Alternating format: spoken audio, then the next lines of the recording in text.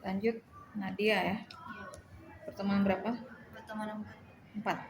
Oke, silakan.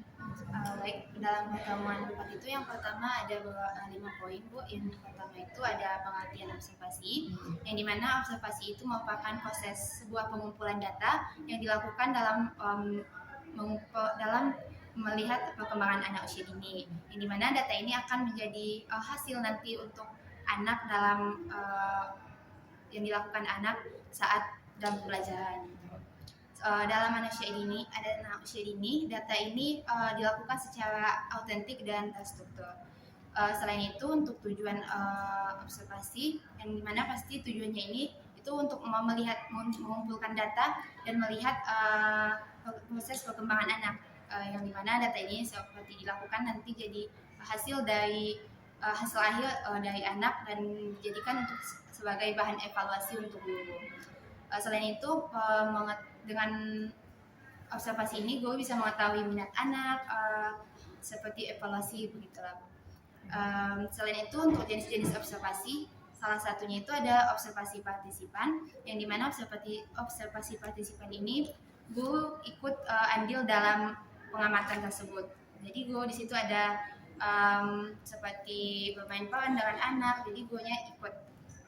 Selain itu, untuk kedua, observasi non partisipan, yang dimana observasi ini gue tidak ikut dalam pengamatan tersebut dalam kelas. Di dalam kelas itu ada gue, cuman gue-nya mengamati secara jauh gitu.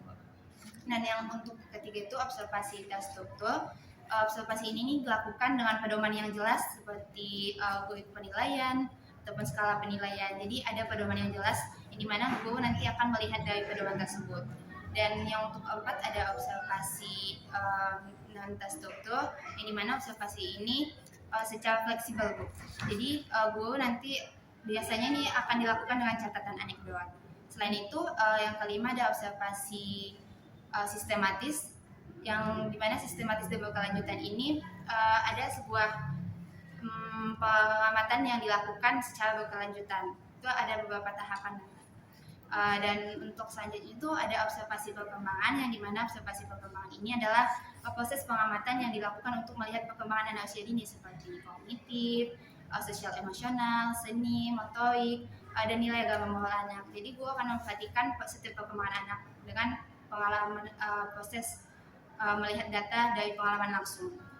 Dan untuk yang terakhir itu ada kelebihan dan kekurangannya, Bu, yang dimana kelebihan dari observasi ini itu dilakukan secara fleksibel dan secara nyata. Jadi anak kan bermain secara langsung, Bu. Jadi guru melihatnya itu secara langsung dan itu nyata benar-benar dari anak. Selain itu, guru di sini ikut berpartisipasi dalam dalam pengamatan tersebut. Dan untuk kekurangannya itu ada data bias atau subjektivitas dari guru, yang dimana itu dipengaruhi seperti dari pengalaman ataupun harapan guru.